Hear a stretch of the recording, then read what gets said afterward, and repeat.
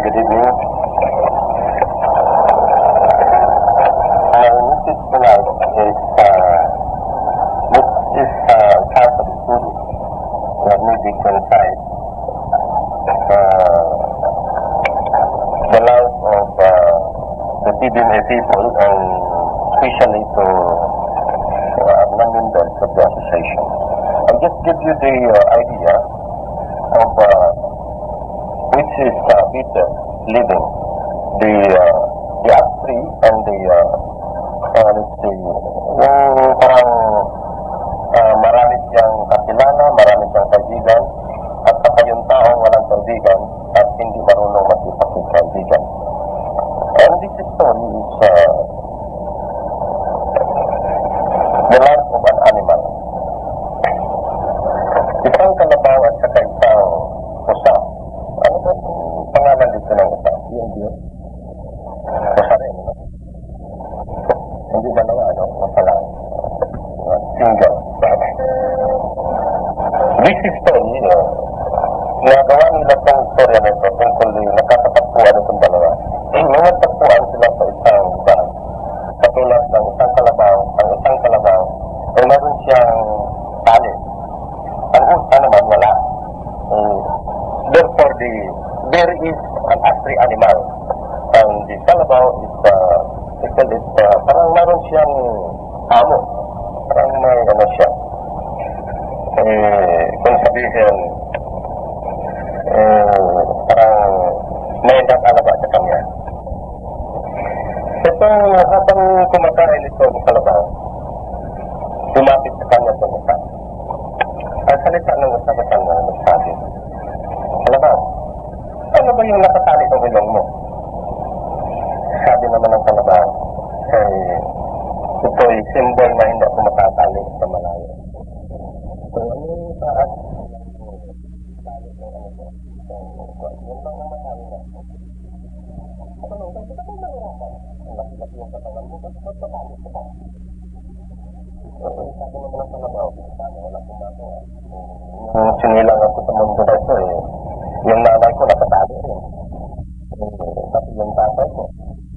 Yung nanay ko, kung saan yung tatay ko, hindi kong sinasabi tayo, sinasaan.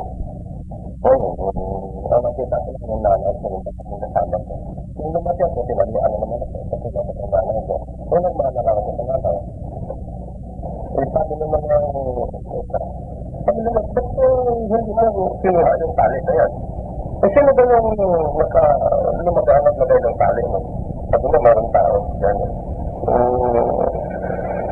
Parang, ewan ko kung tatay yun ng nanay ko. Sabi na, ano ba yan? Parang amo ng nanay ko. Nung maliit ako, nakita ko na yung nanay ko kuminsan, dahil siya doon sa mga maraming damo. Kung minsan, ipapaligo nila si nanay ko, yung mayroong kunting ilog doon, doon nila ilagay. Ngayon ako rin, ganun, nung lumatin ako, ganun din, dinadala-dala ko kung kahit saan, kung saan yung makainan ko, saan yung mabuting ganun. Katulad dito ngayon. Sabi na pwede ka ba makakain doon, ang laki-laki yung katawan mo, tapos maliit lang yung kakainan mo. Saraan sila sa akin yan. Tama na sa akin. Ikaw, sabi ng kalabaw, bakit? Sabi niya, lahat ng daigdig sa akin. Yung bundok na yan, doon ako nakatira.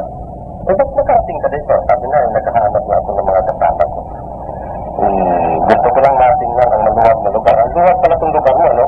Sabi ng kalabaw, oo nga. Pero ang hirap lang, kahit maluwag ang lugar mo, pero limitado yung pagkain mo. Sabi nga, kalabaw, ba't hindi ka sumama sa akin? Sabi ng usay, sabi ng usay yun, ang sabi ng usay sa kalabaw. Sabi ng kalabaw, bay hindi pwede ata magalit yung amo ko. Kasi ang nanay ko magalitan kapag kasama ko sa inyo. Ano bang mabuti doon sa lugar na yun, yung mga bundok na yun? Sabi ko, marami tayong makain. Mayroon kaming kinakain ngayon na kinakain din ng yung katulad yung amo mo, nakita ko na silang gumagawa doon. Ang ibig sabihin, mga I think the farmers in the mountain, kinakain nila yung mga ginagawa doon na parang tinatanim ng mga tao doon. So yan, masarap yan. Yun ang pinakamasarap sa pagkain ng lahat namin doon ng pagkain. Ginagawa at tinatanim ng mga, yung amo mo hata yung nagtanim, sabi niya. Ba't hindi ka pinakain yan? Sabi na, paano? Yung binigay sa akin, wala ang kain ko. Sabi na, kunin mo yung tali mo.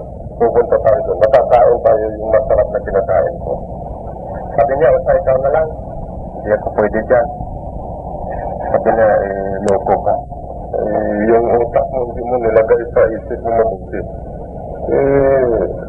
Sabi niya, bukas, babalik ako dito at makita mo kung anong tabak ko. Kain ako ng marami, tingnan mo ang tiyan ko. Ngayon, maliit pa ito, pero balik ko dito, makita mo.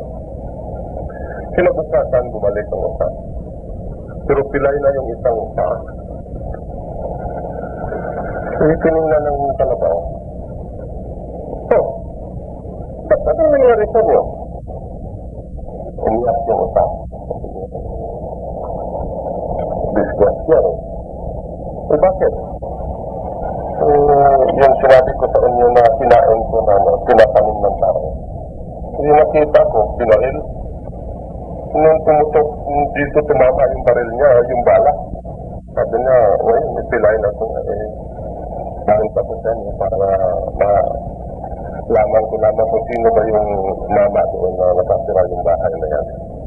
Sabi naman ng kalabaw, hindi mo ba alam yung mama?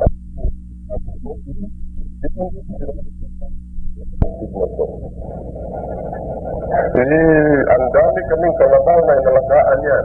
Walang nangyari sa amin. Tingnan mo, sinabi ko na nga sa inyo. Ako naman, niyaya mo pa. Kung nakasama ko kahapon, di pilay na rin ako. Sabi niya, mahirap pala itong walang amo, sabi niya. Sabi na mo pa. Oo, sabi niya, mahirap. Pero ikaw, lahat talaga sa inyo. Pero ang mahirap na sa inyo, katulad yung nangyari sa inyo ngayon. Lahat na pagkain sa inyo man, sabi niya. Pero lahat din ang bala sa inyo. Pero ako ngayon, ano nangyari sa akin? Gano'n pa rin, maganda pa rin ako. Tapos malaki pang katangan ko, ikaw, maliit. Pero lahat ng kinakain mo, pero maliit ka. Ako, kunti lang kinakain ko, pero malaki ang katawan ko. Pero ngayon, ano nangyari sa inyo na sinasabi mo, ako'y nakasali? Sabi niya, mali pala ko. Sana sa hapon nagpapali rin ako. So, the story is, if you have to analyze, the meaning is that sabulat sa atin ngayon na tayo ay naisama nitong association na ito. Kung mayroon tayong kunting problema, mayroon makakatulong sa atin.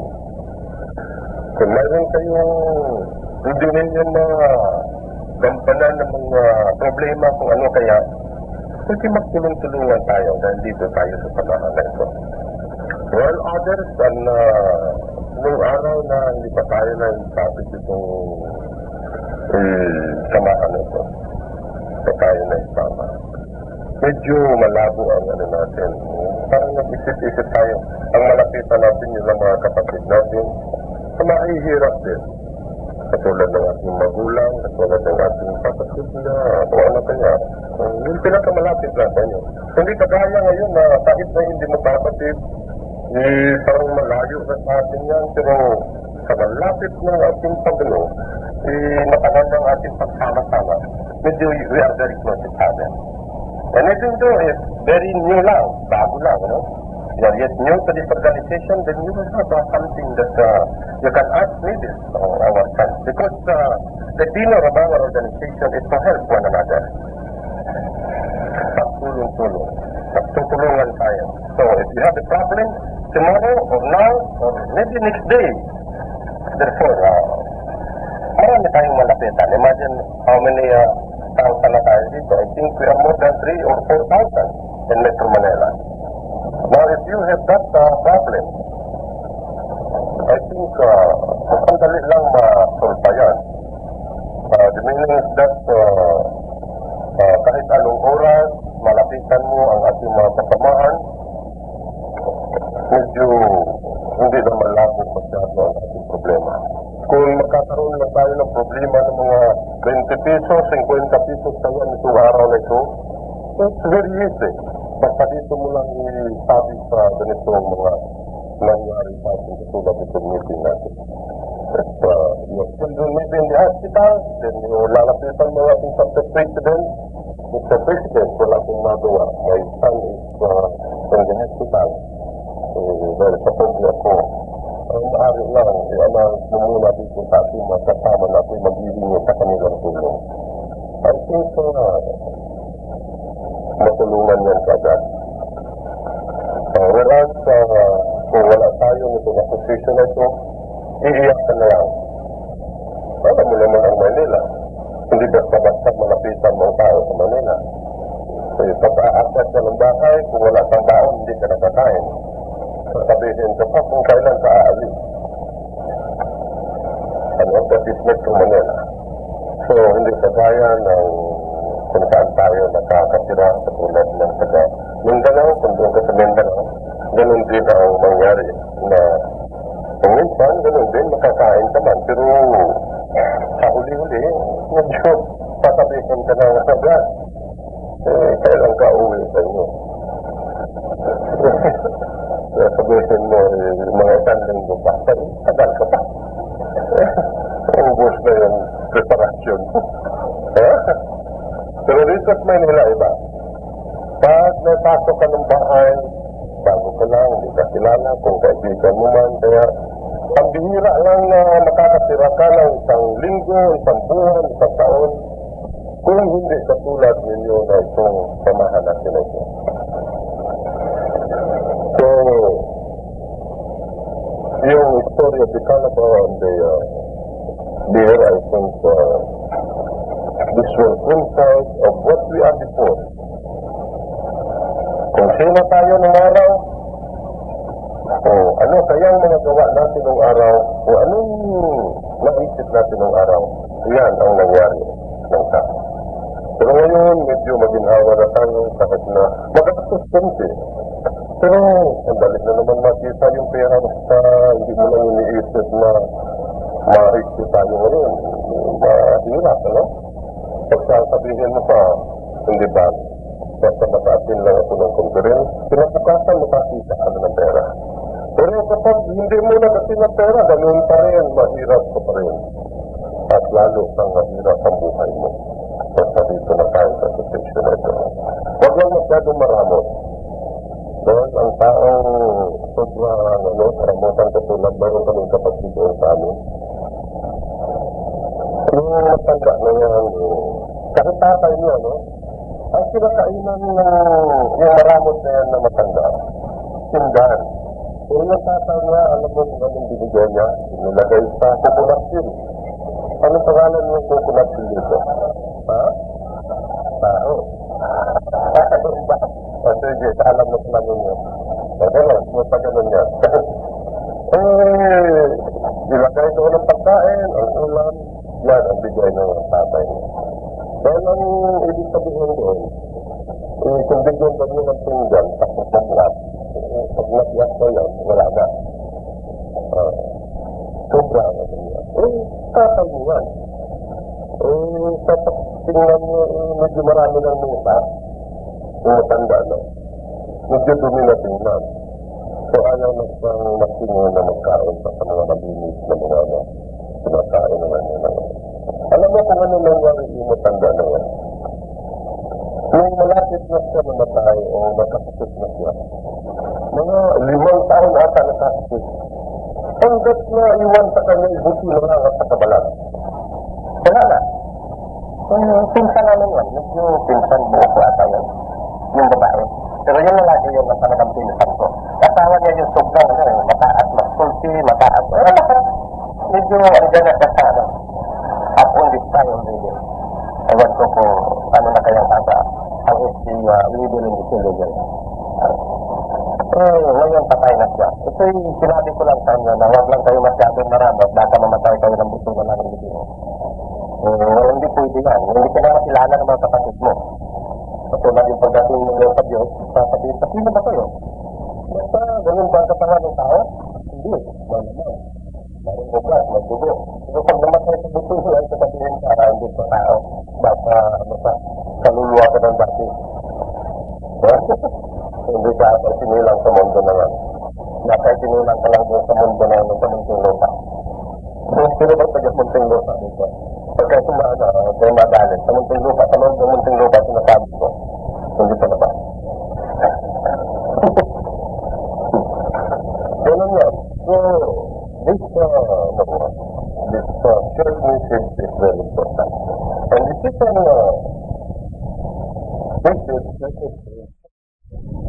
So, to make it good and to make it clean, while we are going here, we have the intention to go to maybe a mission, to go anywhere, or in this country maybe. So, look at the term. According to Prophet number 1, we must be here. Kaya parado tayo palagi, alam natin kung anong patakaran ng ating asosasyon, alam natin kung anong gagawin mo, you know what to do and you know where to go. Alam niyo yung gagawin ninyo, alam niyo yung pupuntahan, malaman natin. So first, if you are a boy or maybe female, lalaki ka. Kapag lalaki ka, binata, o kung matanda man, kung minsan mayroon bang sinasabing kahit may asawa, magligaw ka. This is in general. While you are in mission, you are not allowed to force.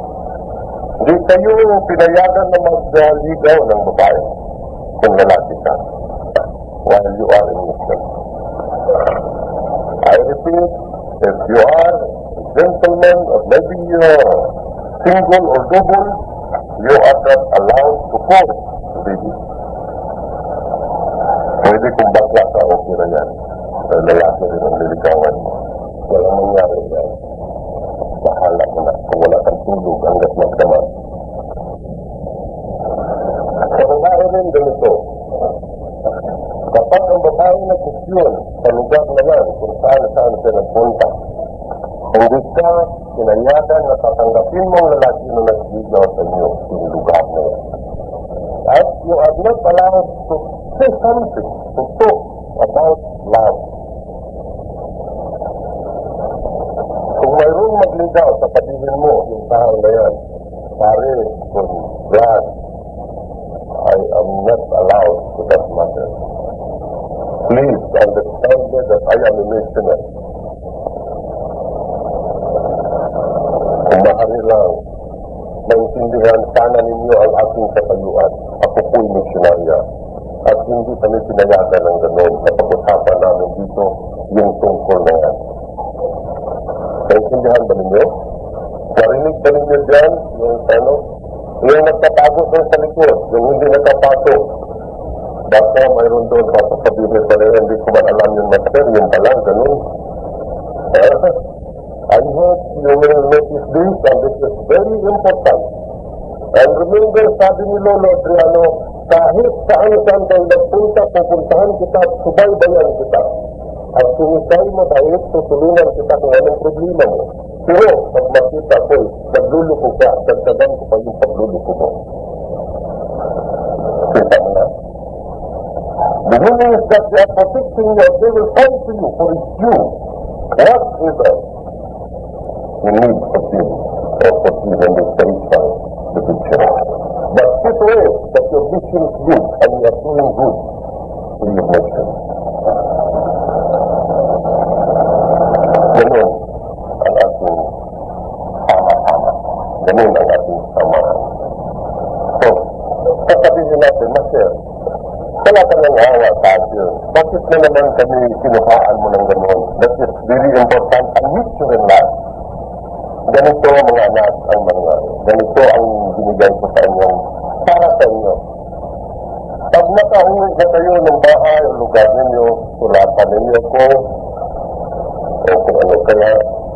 Kung nagligaw sa inyong lalaki o nagsulat sa inyong lalaki, mag-isip ka, meron mong pitik-pitik na ano mo. Ha? Kung may tindok yung heart mo, yung puso mo, sabihin, baka naman wala nang magligaw sa ating iba, yun na lang. Ha? Sa babae ka, no? Magsulat ka pagdating mo ng bahay. mabuti ko, uuwi muna ako ng bahay. Sabi ni Master, ang bawal nito, yung pag-mission lang. Okay. Dating mo ng bahay magsulat sa Master. Dear Master, Ruben Eclio, ganoon. Dear Black Ruben, ang garindan. Sa gusto lang ninyo kung ano. Basta naintindihan ko lang. Ako nasipit at least to me. Dear Ben, pwede rin. Ang pangalan ko nung araw, Ben. Nung sinilang ako, tinawag ako ng nanay ko, Ubin. That is recognized to me. So my mother called me Ubin. At sarap yung pangalan, Ubin. Ang tatawagin ako ninyo, Ubin, I'm very grateful to you. Dahil yun ang pangalan ng nanay ko. That's the original, original. Kaya, ganito. Sinalatan kita upang malaman mo ang ating katayuan after our agreement as I am the missioner. Ganito mag-ligaw sa akin. Ito, pagsulat sa iyo, kung talagang may gusto mo sa lalaki. Ano? Pero huwag na kayong magsulat sa akin kapag wala yung pindot-pindot ito. Basta abahala na yung mga gawa ko. I'm very busy, ano? Huwag na do not bother me anymore if it's not important. Give me a chance to give something to my people. Yung medyo, kung kailangan kayong lalaki na yan at matakot sa hindi napapalik sa inyo, sulatan ninyo ako kagad. Kung payagan mo ako, tatanggapin ko yung lalaki na yan. Kaya, i-address ko din agad sa regard ng notice. Sigurado yung matatanggapin. Ordinary yan. Tapos na yan. You will receive the answer or not, pwede ka. Pwede na ninyo basta mayroon kang duplicate and what this is that? Kung kailan mo sinulat, nasa inyo yung record ng duplicate mo. Pagkita natin, Master, this is my duplicate, which is addressed to you, my letter. Requesting my permission for a marriage. Ano yan? Kung sabihin hindi ko natanggap, hindi bali na lang. Okay na yan para sa akin. Kung natanggap ko man, kung hindi, basta okay ka na. Ang reklamo mo, you will neither feel or you request. Pero huwag mo na kung sabihin ako pang namimili ng gusto mo. Isa na magpili sa inyo. You can decide, ang hinihiling ko lang sa inyo yung ganun lang. Na huwag mong tanggapin nang hindi ko malaman ang katayuan mo. Pag hindi ko nabasa ang inyong sulat, nakasama yan ng ating kasamahan sa spiritual division. Kapag nabasa nila at hindi ko nabasa, okay na yan. Ganun din ang lalaki. Huwag kayong magligaw ng hindi sa isip na tama na sa isip mo na tayo magkasawa na. Because that is not allowed by the spiritual division ng palit-palit ng mo. And ayaw nila yan. Hindi nila gusto yan. Kapag determination mo na yung babae na yan, yun na ang gusto mo, okay, bitawan mo. Kapag ayaw na babae, huwag mong pilitin din. So, hahanap ka na naman ng iba. Master, sulat ka na naman. Master, yung sinulat ko sa inyo ng araw, niligawan ko, pero malas lang, hindi ako tinanggap. Yung sanang babae na yan, yung nagkana ang dalhin ko sa altar ng aking buhay. Ito paano? Wala kong magagawa. Dahil ako po'y tao lamang at bingi at hindi narinig. Yung plan niligawan ko, mas sobra pang bingi sa akin. Okay. Sulat ka na naman. Kung maaari, Master, mayroon naman isang nakita akong babae. Pero ganito ang ating kasunduan. Lalaki, misyonaryo, huwag kang mag-igaw sa lugar na nagmimisyon ka. Kailangan kung magpanita yung lugar na yan, hindi ka na nag-misyon, kung hindi pagligaw lang.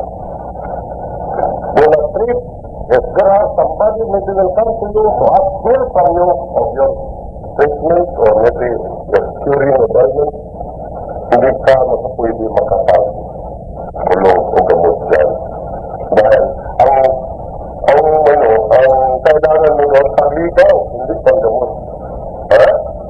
Pero mayroon sa inyo yung aking sabi ko gamot, ligaw, gamot, ligaw. Hindi yan. That's not. And the spiritual division do not like that. Even how many pieces do you have in that place? Walang record sa dyan, even symbol. Your record is not acceptable to the spiritual division of the notice that you are doing that idea. Wala ka. Do not think na yung nagamot mo doon 1,000 o 2,000 o 3,000, naka-record ka na doon na marami ka ng pasyente.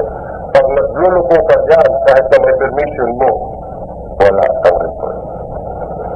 So this is I'm telling you because I noticed this. There are many.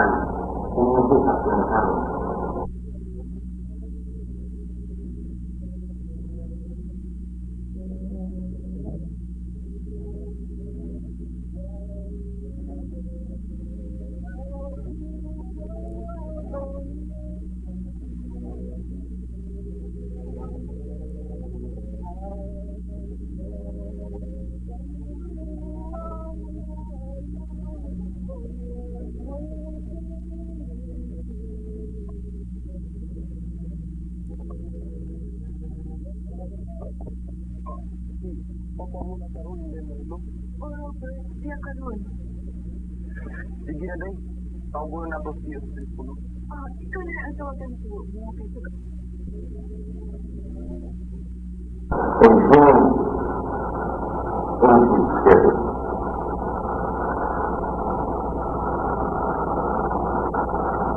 Ang isa kasing halian mo nagtuon sa langit.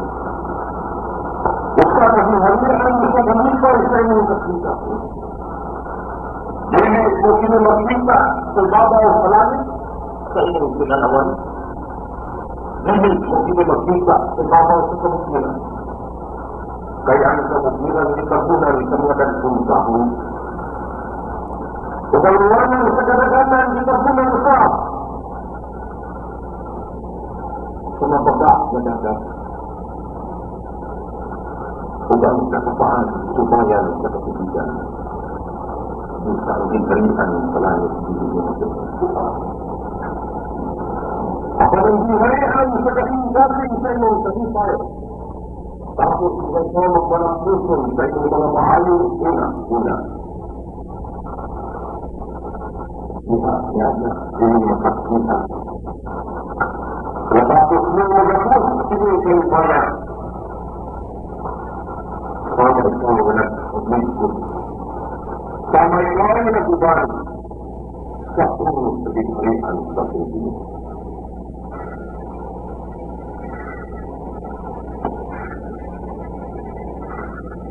Dati niya itong kasintang sa mga ito. Isang kita niya ay akan menikmati bukan lagi. Dengan menikmati, mereka minta yang akan mencari yang punah. Hari ini tapi kasih bukan punah yang bukan. Langsung semula makan dulu. Mulai semulanya, jadi maksud batin dari bukan. Akan semula. Ang ilang kaisipan sa walang itang puta o sa makasok ko itong ina.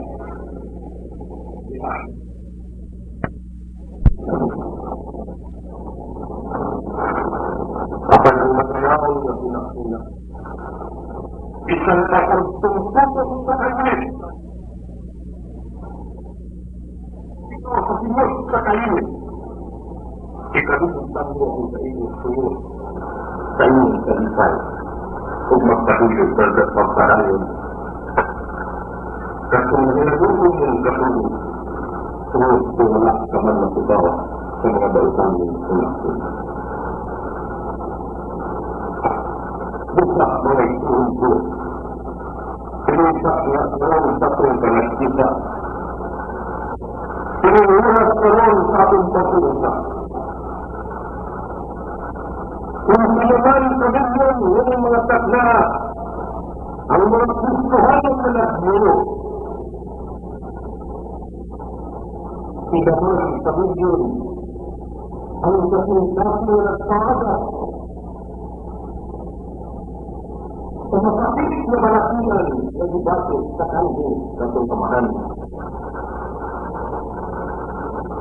Tingnan sa salamat ka na kabalasian. Pagpakita sa iyang kagalingon at sa iyang kagalaan. Ang inuhon, nagilas kaniya, nagpangutan siya. Ang sayang ang tanan. Kaya pagkatapos lumabay pinag-adlaw na itong Disyembra. Pagkatapos lumabay pinag-pinag ng mga takna. Nagiging di patuhuran sa pinakamiling sa mga tao. Wala naman o bilis naman magandang tuwan. Kaya hindi nila tayo naman ang tao.